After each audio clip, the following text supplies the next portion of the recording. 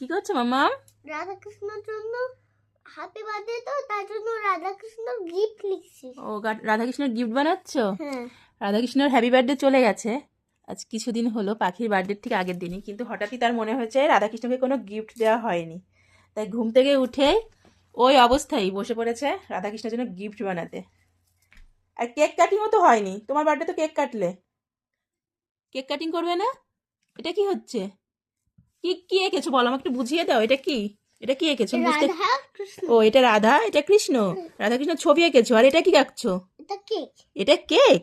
ও বাপরে, হয়ে গেছে দুটো। হয়ে গেছে। এবার তো রাধাকৃষ্ণকে গিফট করতে হবে, রাধাকৃষ্ণকে গিফট করতে হবে তো। আমি তো একটাই আছে। একটাই আছে, হ্যাঁ, চলো রাধাকৃষ্ণকে গিফট করে আসবে, চলো। তোমার আচ্ছা এই হলো gift card ready, happy birthday Radhakrishna. চলো রাধাকৃষ্ণকে দিয়ে আসি, চলো চলো চলো। দিয়ে দাও দিয়ে দাও, বলো happy birthday Radhakrishna. Happy birthday Radha Krishna, এটা তোমার জন্য। হ্যাঁ রাধাকৃষ্ণ, তোমাদের জন্য দেখো টুনটুনি বুড়ি গিফট এনেছে, দিয়ে দাও। ওরা ভয় পেয়ে যাচ্ছে।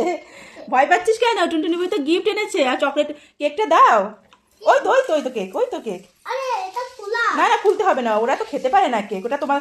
ওরা বলছে কি তুমি খেয়ে নাও, বলছে পাখি তুমি খেয়ে নাও আমাদের হয়ে, তাই বলছে, চলো।